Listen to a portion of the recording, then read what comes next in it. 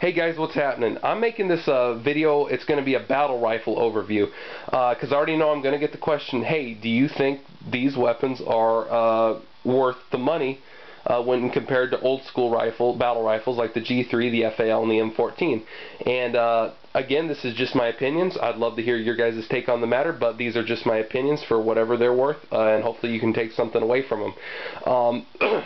And what I have here is an LMT 308, a LWRC Reaper, and a SCAR 17, and I'm comparing them against the old school battle rifles of the day, which were the G3, the M14, and the FAL.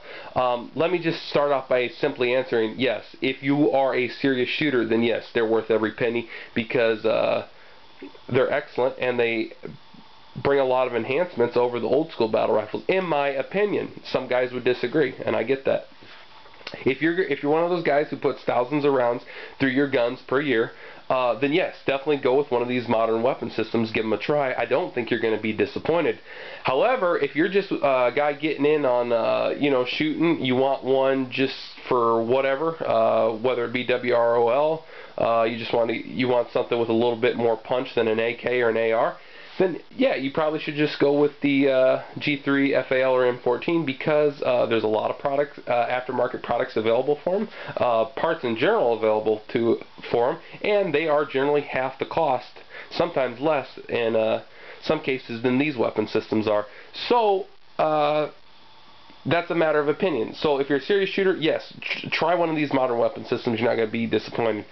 If not, go with an old school battle rifle. Okay, let's talk about that though. I've already talked about these guns for the most part. Not the Reaper though. I'm waiting for my scope to come in, and then I will do an in-depth review on the Reaper. Let's talk about the G3 first off. First off, I don't think the G3 is that great of a weapon system. And let me caveat that by saying I have owned all 6 of the battle rifles, have owned or do own all 6 of these rifles mentioned over the years, and I have shot all of them extensively. I don't like the G3 myself. The only reason I would get it is because of its legacy, and the only one I would buy is the PTR 91. I think that's the best representation of it, but I'm not that impressed with the G3 because the ergonomics are terrible. It's heavy, it's awkward, and yeah, I don't dig it. You know, it's kind of cool, but when you compare it to, say, the FAR or the M14, I think it's definitely the weakest out of those 3. Alright, next up, let's talk about the M14. The M14, I do like. I think it's a great weapon system. You can enhance it now with an EBR stock like the military uses, which I have done in the past. I ended up selling it, but a great weapon system. Awesome. M14s are great. Extremely accurate. They've been in use for a long time now, and they're in use on the War on Terror. I don't really have that much bad to say about the M14 for what it is, which is an old school battle rifle, which is actually just an updated M1 Garand. M14 is good to go. However, the FAL is hands down my favorite. It's ergonomic, it's got an adjustable gas system, it's a gas piston, and it was definitely by far the most popular weapon out of those 3 before mentioned. In fact, if I couldn't have one of these weapon systems, I would definitely go with an FN FAL, specifically ones that DS Arms puts out, which they put out outstanding FALs.